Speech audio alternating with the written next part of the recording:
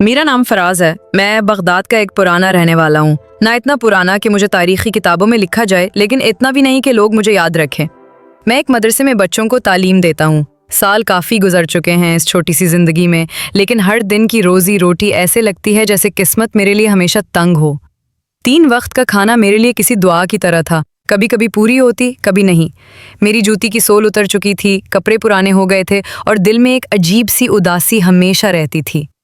میری چھوٹی سی دنیا تھی. میرے مرحوم نانا کا چھوڑا ہوا 2 منزلہ گھر اور ایک دلدار دوست عامر، جس کی چھوٹی سی کریانے کی دکان تھی. عامر کے علاوہ میرا کوئی نہیں تھا. گھر کافی پرانا تھا. لکڑی کی سیڑھیاں جب بھی چڑھتا یا اترتا چیخ اٹھتی تھیں. میرے نانا ایک وقت میں روحانی علم سے لگاؤ رکھتے تھے، لیکن ماں کے کہنے پر انہوں نے سب چھوڑ دیا تھا. میں ان کے گزرنے کے بعد اس گھر کا اکیلا وارث بن گیا تھا. ہر کمرہ پرانے وقت کی یادوں سے بھرا ہوا تھا، لیکن ایک کمرہ ہمیشہ بند رہتا، میرے نانا کا خاص کمرہ. کسی نے کبھی نہیں دیکھا تھا اسے اندر سے. ایک دن جب گرمی اپنی شدت پر تھی اور بجلی کا نام و نشان نہیں تھا، میں نے سوچا کہ گھر کی صفائی کی جائے. زندگی میں پہلی بار مجھے اس بند کمرے کی طرف ایک عجیب کشش محسوس ہوئی. تالا زنگ سے بھرا ہوا تھا. میں نے زور لگایا اور دروازہ کھلا. اندر اندھیرا تھا، لیکن ہوا میں ایک عجیب سی مہک تھی، جیسے پرانی لکڑیوں، چھوٹی ہوئی کتابوں اور کچھ منحوس سا. کمرے کا ہر کونا دھول سے بھرا ہوا تھا. ایک کونے میں لوہے کا پرانا الماری تھا. جب میں اسے کھولنے لگا تو اس کا پرانا تالا ٹوٹ کر نیچے گرا. اندر کچھ پرچیاں تھیں، کچھ مہریں اور ایک کتاب. وہ کتاب پرانی لیکن اصل لگ رہی تھی، جیسے اس پر وقت کا اثر ہی نہیں ہوا. بائنڈنگ پر کچھ لکھا تھا، سر زرخوران. پہلی بار اس لفظ کو سنا، زرخوران. یہ لفظ میرے ذہن میں ریشم کی طرح اتر گیا. میں کتاب کو اٹھا کر سیدھا اپنے کمرے میں آیا. رات بھر اسے دیکھتا رہا. ہر صفحہ ایسے لگتا جیسے کسی اور ہی زبان میں لکھا ہو. لیکن دھیان سے دیکھنے پر میں سمجھنے لگا. ہر حرف میرے ذہن میں ڈھونڈتا گیا اور میں ڈوبتا گیا اس شیطانی کتاب کے اندر. اس میں ایک پرانی قوم کا ذکر تھا جنہوں نے جنات کو اپنے لیے کام میں لانا سیکھا.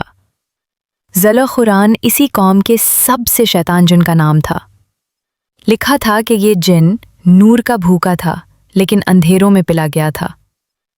زرخوران کسی انسان کی تعلیم یا عبادت سے نہیں، صرف قربانی سے بندھتا تھا. لیکن صرف قربانی کافی نہیں تھی. اس انسان کی جو فراز کے دل کے سب سے قریب ہو. ہر لفظ ایک نیا ڈر تھا.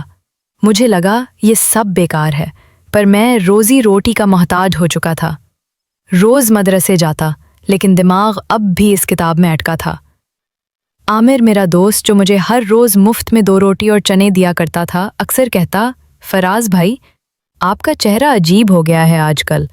سب ٹھیک تو ہے؟ میں بس مسکرا کر کہہ دیتا، تھک گیا ہوں بس. ایک رات جب میں کتاب پڑھ رہا تھا، مجھے آواز آئی. کمرے کا دروازہ اپنے آپ بند ہو گیا.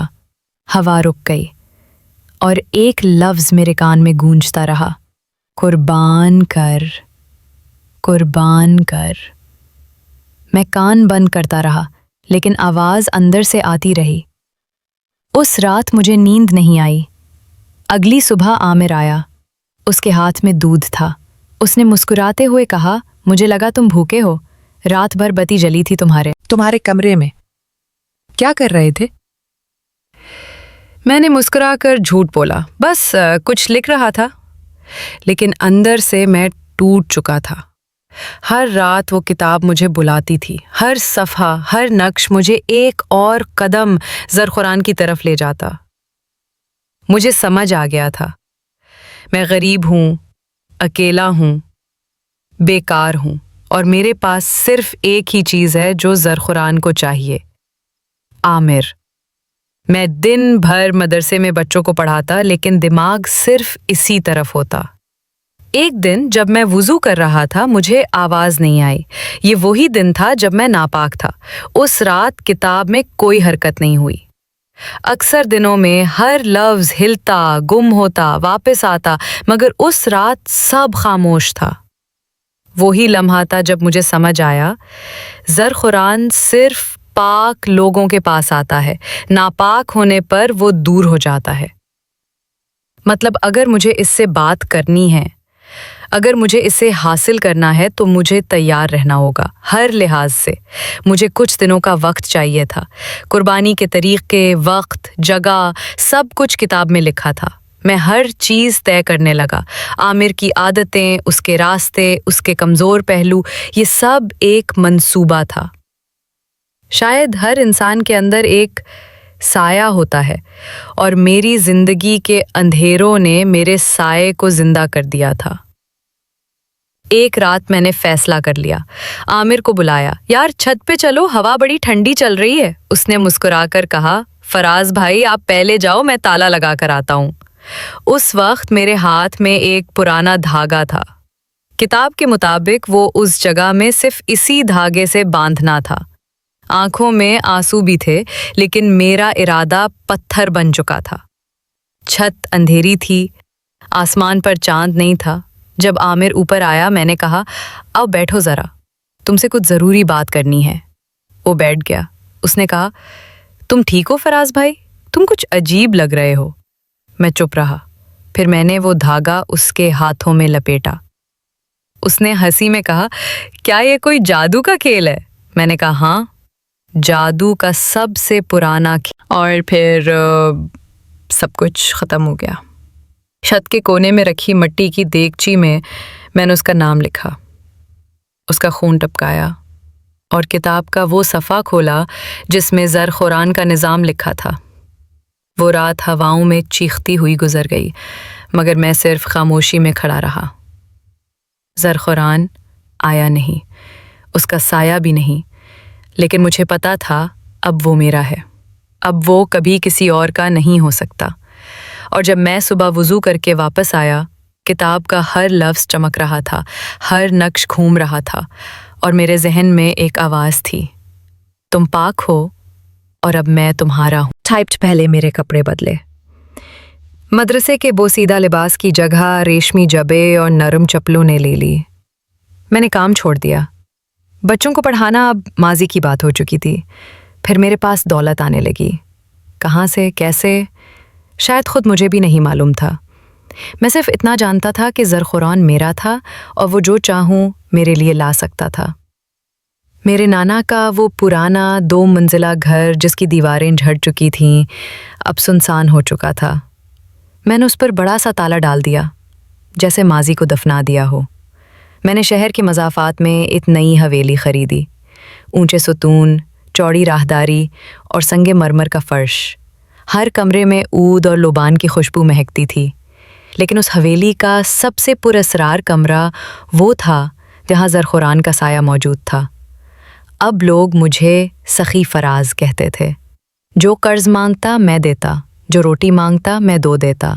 لوگ میری تعریفیں کرتے، دعائیں دیتے، لیکن کوئی نہیں جانتا تھا کہ اس سخاوت کے پیچھے ایک سایہ تھا، ایک جن جو ہر رات میرے حکم پر باہر نکلتا اور ہر دن مجھے مزید بلند کرتا۔ لیکن میں بھی جانتا تھا کہ زرخوران کی اطاعت ایک قیمت مانگتی ہے۔ وہ قیمت میں ادا کر چکا تھا، اور شاید اب ہر بار جب میں اس حویلی کی لمبی راہداریوں سے گزرتا تو کسی دوسرے قدموں کی چاپ بھی سنتا، کسی دوسرے وجود کا احساس جو ہمیشہ میرے ساتھ تھا۔ ایک دن میں بغداد کے مشہور بازار میں گیا۔ لوگ، شور، خوشبوئیں، ہر طرف زندگی بکھری ہوئی تھی، پر اسی ہجوم میں میری نظر ایک لڑکی پر پڑی۔ وہ کوئی عام لڑکی نہیں تھی۔ اس کی چال، اس کے انداز، اس کی سادگی، سب کچھ الگ تھا۔ ایک لمحے کے لیے ساری دنیا خاموش ہو گئی۔ مجھے لگا جیسے وقت تھم گیا ہو۔ وہ پہلا لمحہ تھا، پہلی نظر، اور دل جیسے قید ہو گیا ہو۔ میں بس اسے دیکھتا رہا۔ جب بازار سے واپس آیا تو میرے ذہن میں بس اسی لڑکی کا چہرہ گھوم رہا تھا۔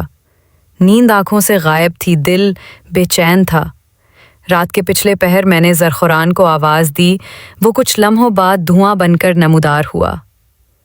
اس کی آنکھیں جل رہی تھیں، اور آواز میں وہی سرسراہٹ تھی جو اندھیروں سے نکلتی ہے۔ کیا چاہتے ہو میرے آگا؟ میں نے اس سے اس لڑکی کا ذکر کیا، شکل، لباس، آواز، سب کچھ بتایا۔